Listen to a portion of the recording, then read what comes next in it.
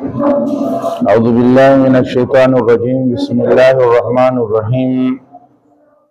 Tunaendelea na darasa yetu ya Murshidul Awam katika fasli ya sadaqatun fi Ramadhan, kutoa sadaka katika mwezi wa Ramadhani, ubora wa kutoa sadaka katika mwezi wa Ramadhani.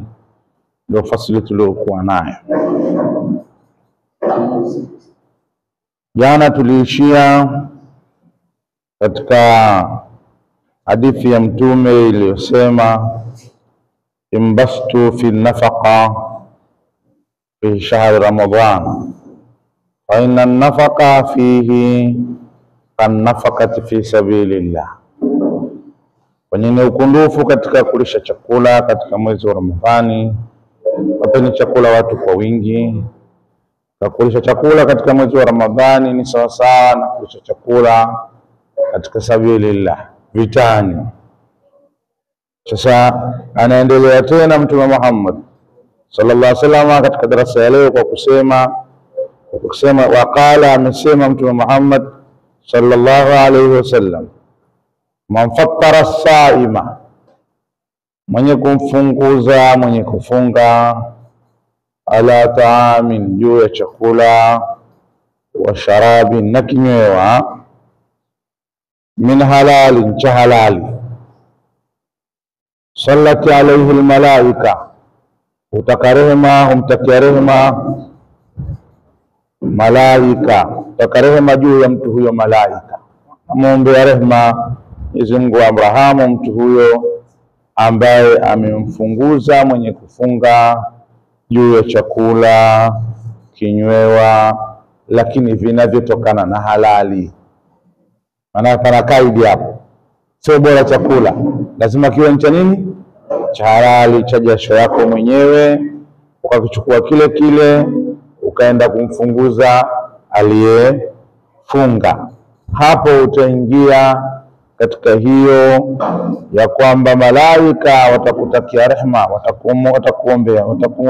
watakuombea kwa Mwenyezi Mungu wa kurehemu. Fi saati shahri Ramadhana, katika vitambo vya mwezi wa Ramadhani, katika vipindi vya mwezi wa Ramadhani, mtu huyo atatakiwa rehema na malaika, kwa sababu amefanyaje? Amemlisha mwenzie chakula, amemlisha mwenzie amemlisha mwenzie kinywaji, juisi na vitu vingine, maji na hayo majara. Wa salla alayhi Jibrilu, na atamtakia rehema juu yake Jibril, na atamtakia rehema juu yake Jibril, na atamtakia rehema mtu huyo juu yake Jibril, Lailatul Qadri, usiku wa Lailatul Qadri. Jibril atakuja kukuombea Mungu, kutakia Mwenyezi Mungu akurehemu, akufiniki kwa rehema zake usiku wa Lailatul Qadri. Rawahu Tabarani fil Kabir, amepokea hadithi ya Imamu Tabarani katika kitabu kinaitwa Al-Kabir. Wa Abu Sheikh, na mtu mmoja anaitwa Abu Sheikh, illa annahu qal, isipokuwa kwamba Abu Sheikh amesema katika riwaya yake, wasafahu Jibrilu, atapeana mikono naye Jibrilu yule mtu, Lailatul Qadri, usiku wa Lailatul Qadri. Abu Sheikh anasema katika riwaya yake kwamba Jibrili atapeana mikono na huyo mtu aliyewalisha wenzake mwezi wa Ramadhani kwa chakula au kinywewa. Hapo Jibrili atapeana naye mikono. Wa man safahu Jibrilu alayhi salam, basi na ambaye amepeana mikono na Jibrili ishuke juu yake amani, yariqu qalbuhu, utakuwa laini moyo wake. Ndio ambao ukipata bahati ya kupeana mikono na Jibril, maana yake moyo wako utakuwa laini sana.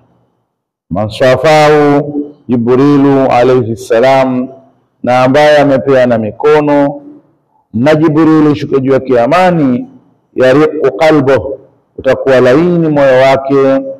Watukfiru dumuhu, na kutakuwa mengi machozi yake, atalia kwa furaha, atakuwa mara nyingi hata akimwomba Mungu ile khudhu yake, khushu yake inakuwa kubwa mpaka inampelekea kwenye kutoka machozi. Mtu huyo ukimwona na akimwomba Mungu anatoka machozi, basi wenda pengine alipata bahati hiyo ya kupeana mikono na Jibril alayhi salam, kwa mujibu wa maneno ya Mtume Muhammad wa riwaya aliyopokea Abu Sheikh. Kala akasema rawi, fakultu nikasema, ya Rasulullah, ewe Mtume wa Mwenyezi Mungu, afaraaita man lam yakun indahu, hivi unasemaje, unaonaje? Afaraaita, hivi unaonaje man, kumuona mtu ambaye lam yakun indahu, hapana kitu chochote mbele zake, yani hana maji, hana chakula, lakini anatamani. Kala akasema Mtume, fakabadhatu min ta'ami, basi ni kozi moja la chakula. Kozi moja la chakula kama anaweza kulipata hilo, maana kama ana mawili basi atoe moja, maana yake ni kilo moja ya chakula kabzuri, au sahani ya chakula, kama utakavyotafsiri wewe, lakini ni sehemu kile kidogo alichokuwa nacho amgawie na mwingine. Kama anacho kidogo kinachomtosha, basi na kile kinachomtosha akigawanye mafungu mawili ampe na mwingine, kwa sababu sema si Mtume asema taamul ithnaini yakfi thalatha. Sasa maana yake kama chakula chake yeye mwenyewe kinachomtosha, maana yake anaweza akakifanyia kisma, akatoa sehemu ya kile chakula chake, ili aingie katika hiyo sura ya kwamba malaika wanamtakia rehema, wanamuombea kwa Mwenyezi Mungu. Kala akasema Mtume, fakabadhatu min ta'amin, basi ni kozi la chakula. Kultu, nikasema tena, afaraita in lam takun indahu lukmatu khubzin, unaonaje kitokuwepo kwake huo kipande cha mkate. Lukma ni tonge la mkate, lakini kipande cha mkate. Ndio vizuri, tonge kwa maana kipande cha mkate, hana hata hicho kipande cha mkate. Yani hizo maana yake huyu sahani ya wali hana, hata huo mkate wenyewe kipande chenyewe hana. Kala akasema Mtume Muhammad sallallahu alaihi wasallam, famafaqatu min al-labani, basi ni maziwa yaliyochanganyika na maji. Famafaqatu min al-labani, basi ni maziwa yaliyochanganyika na maji. Hata kama sasa ana maziwa lakini sio mengi, ili pengine ayafanye mengi, maana yake sana maziwa anamtosha, pengine tuseme ana nusu kikombe cha maziwa, basi aongeze maji kikombe, angalau hiyo ni kikombe kimoja, wagawane. Ndio famafaqatu min al-labani, basi ni maji yaliyochanganywa ni maziwa yaliyochanganywa na maji. Maana kama anayo maziwa kidogo, basi ayaongeze nini? Ayaongeze maji ili aweze kuwatosha wakiwa wangapi? Wakiwa wawili. Wale mradi asifanye peke yake, ikawa yeye peke yake ndiye anayekula, yule mwenzie akawa hajamlisha chochote, ili apate kuingia katika fadhila za kutakiwa rehema na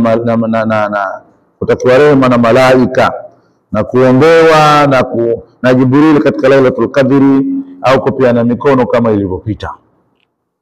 Kala akasema tena rawi, afaraaita in lam takun indahu, waonaje Mtume Muhammad kikitokuwepo mbele zake kitu chochote, hana hata hayo maziwa ambayo anaweza akayachanganya akamix kidogo wakanywa yote, wakanywa wote wawili, hana. Je, waonaje katika sura kama hiyo? Kala akasema Mtume, fashurbatun min ma'in, basi ni konzi la maji. Basi ni kunywa kumoja, yani angalau hata kutu moja ya maji. Fashurbatun min ma'in, basi ni kutu moja ya maji, ikiwezekana amgawie. Kwa hata kama maji unayo kikombe kimoja, sasa kile kikombe cha maji ndio hicho, huna chochote, maana yake mgawane nusu, yeye mwenzako apate kunywa, ili aweze kuweza kufungua. Kama chakula kimekosekana, basi mtapita katika hizo usulubu alizopita Mtume Muhammad. Wale mradi, kwa maana kwamba kwa kadri unavyoiona hadithi ya Mtume, nafasi ya kuacha kabisa kutokumlisha mwenzako imekuwa ndogo sana. Tuseme hata maji huna, maji ya kununua sina, yeye ya DAWASA, DAWASA hamna hata maji ya chumvi pia ambayo anaweza kunyweka angalau, haya pia hamna. basi hiyo sehemu sio sehemu ya kuishi. Albiladu biladullah wala ibadu ibadullah, miji ni miji ya Mungu na waja ni waja wa Mungu. Kwa hiyo hama mji huo, tahamia mji mwingine angalau ukae. Hakupo, sio na maji ya kununua, lakini je, maji ya mto pia hakuna? Aliyekufunga lazima ukae hapo kwenu ambako hakuna maji, hakuna chochote. Nani? Hama kwenye miji mingine, ndio utaishi, maisha yako yatakuwa mazuri. Eleka vizuri. Kama una uwezo, tafuta wafadhili wa kuchimbieni maji, pata angalau hata kama maji ya matamu hamna, lakini ya chumvi yawepo. Uzuri Mwenyezi Mungu, maji yako duniani kote, hakuna ardhi ambayo haina maji. Namna gani tu ya kuyapata ndio inakuwa namna nyingine. Kwa hiyo hilo ni jambo la msingi. Hata angalau maji konzi moja wanakunywa, maana ni kunywa kumoja kwa maji. Wakala amesema tena Mtume Muhammad sallallahu alaihi wasallama, man fatara as-saima, mwenye kumfunguza mwenye kufunga, kana lahu mithlu ajrihi, humpatikania yeye mfano wa malipo yake. Kana lahu, humpatikania yeye mithlu ajrihi, mfano wa malipo yake yule mwenye kufunga. Yani ukimfunguza anayefunga, wewe unapata thawabu kama vile vile alizopata mfungaji yule. Kwa jambo hakika jambo la kupigana nalo sana, ili angalau kwa siku na saumu za watu 3, 4, 5, 10 sembuse ukizipata za watu 100, maana yake utakuwa na thawabu nyingi sana. Ghaira annahu, isipokuwa kwamba yeye la yankusu min ajri saimi shay'un, hapunguzi katika malipo ya mwenye kufunga kitu. Haambiwi kwamba akishapata thawabu za mfano wa yule mwenye kufunga, basi yule mwenye kufunga mwenyewe tena thawabu zake zapungua. Mwenyezi Mungu tajiri bwana. Mwenyezi Mungu anatoa watu bighairi mithali. Kwa hiyo yule anamlipa kama kawaida, na wewe pia uliofanya kazi hiyo Mwenyezi Mungu pia anakulipa kama kawaida. Kwa hiyo watu ni kukazana, kusaidiana katika mambo ya kheri. Kwa sababu ukisema nitafanya kesho, muda haupo. Muda huo kusema nitafanya baadaye, asema Imam Shafi, alwaqtu sayfun, wakati ni upanga. Alwaqtu sayfun, wakati ni upanga. Maana alwaqtu kasayf, wakati ni kama upanga. Idha lam tuqatuhu qata'aka, ukitokukata utakukata. Wa idha lam tustamiluhu fi ta'a istamalaka fil ma'si, usipoutumia wewe wakati katika taa, wenyewe utakutumia katika maasi. Kwa hiyo nafasi yako ulioipata ya kutoa sadaka ni leo, sio kesho. Yani hiyo shilingi 2000 uliokuwa nayo, muda wake wa kuitolea sadaka ni leo, sio kesho. Ukitoa kesho utakuwa umechelewa. Sinaeleka vizuri hapo? Hiyo hela zako za kulisha watu futari, hiyo milioni 100, milioni 1000, mabilioni ya pesa, wakati wake wa kufanya ni leo. Huo muda wa baadaye wewe utakuwa nao. Aliyekupa ilani kwamba wewe utakuwepo baada ya leo ni nani? Inawezekana magharibi haupo, kama mabadilisho jina kwa marehemu fulani, wakati fulani mchana ulikuwa unaitwa fulani, mchana ulikuwa unaitwa Bakari, jioni unaitwa marehemu Bakari. Kwa sababu uhai ni dhamana ya Allah subhanahu wa ta'ala, na ile nitafanya imewafanya watu wengi wameshindwa kufanya mambo ya kheri. Unakuta mtu labda pengine kapata uwezo wa kwenda hija, sema nitaenda mwakani yenyewe mambo yakavurugika hapo katikati, na ile uwezo aliokuwa nao tena hawezi kwenda hija tena, au akapata jambo ambalo hilo likamfanya asiweze kufikia katika malengo tena ya kwenda hija. Kwa hiyo utakaposema nitafanya baadaye, kule ni kuchelewa. Kwa sababu muda wako ni muda wa sasa. Hayataka kabla mautika, uhai wako kabla ya, ni kitu cha kutumia sana, kwa sababu hiyo nafasi uliokuwa nayo usitegemee utakuwa nayo tena. Ndio kama tunavyohimizana siku zote, leo unasoma, nafasi uliokuwa nayo ya kusoma usitegemee utakuwa nayo kesho. Kazuka jambo leo, kesho huna nafasi tena. Kwa maana usipotumia leo muda wako sahihi, basi kesho utakuja kulaumu kwamba ni bora ningekazana kipindi kile, nilikuwa nahimizwa lakini mimi mwenyewe nilikuwa ni mvivu, swala bora ningeswali sana wakati ule. Sasa hivi kuna hiyo qiyamul layl, maana yake kuna tarawehe, kuna tahajjudi, kuna salati tena ni witri za usiku. Muda wake ni sasa. Ukisema nitafanya baadaye, nani alikupa hiyo taarifa kwamba baadaye utakuwepo? Kwa kila kitu kifanyike sasa, usiseme nitafanya baadaye, kwa sababu hiyo baadaye wewe huna dhamana nayo. Sio, unaeleka uzuri? Kwa wote tujitahidi kufanya mambo katika wakati ambao tunao, tusitegemee wakati ambao unafuata. Rawahu Tirmidhi, hadithi hii alipokea Imam Tirmidhi wa Nasai wa Ibn Majah, na Imamu Nasai na Ibn Majah wa ghairuhum, na wasiokuwa wao. Wakala, amesema tena Mtume Muhammad sallallahu alayhi wasallam, ayyuma muslimin, muislamu yoyote, ayyuma muslimin, muislamu yoyote, kasa musliman thawba, aliyemvisha muislamu nguo, aliyemvisha muislamu mwenzake nguo, ala urihin, juu ya uchi, kasahu Allah, edamvisha yeye Mwenyezi Mungu, min hudhuril janna, katika vipambo vya kijani vya peponi, min hudhuril janna, katika vipambo vya kijani vya peponi. Wa yuma muslimin, na muislamu yoyote, at'ama musliman, aliyemlisha chakula muislamu mwenzie, ala juu ya kuwa na njaa, panakaidi hapa, ala juu ya kuwa na njaa, at'amahu Allah, endamlisha yeye Mwenyezi Mungu, min thimaril janna, katika matunda ya peponi. At'amahu Allah, endamlisha yeye Mwenyezi Mungu, min thimaril janna, katika matunda ya peponi. Wa yuma muslimin, na muislamu yoyote, saka muslima, aliyemnywesha muislamu mwenzie, ala dhamain, juu ya kiu, ala dhamain, juu ya kiu, sakahu Allah, endamnywesha yeye Mwenyezi Mungu azza wa jalla, min rahikin makhtum, katika mvinyo wenye kuchundiwa, mvinyo wenye kuchundiwa, mvinyo wenye kuandaliwa vyema, kinywaji kilichoandaliwa katika sura ya ustadi wa hali ya juu sana. Katika hadithi hii Mtume Muhammad anatuhimiza mambo matatu. Kwanza, kuvishana Waislamu kwa Waislamu, juu ya kuvishana nguo, kama wengine sasa hivi wananunulia wenzao nguo za kanzu, majoho, vikoi, mwenye vizuri, madila, sijui nani, mabaibui. Hii ndio hasa Uislamu.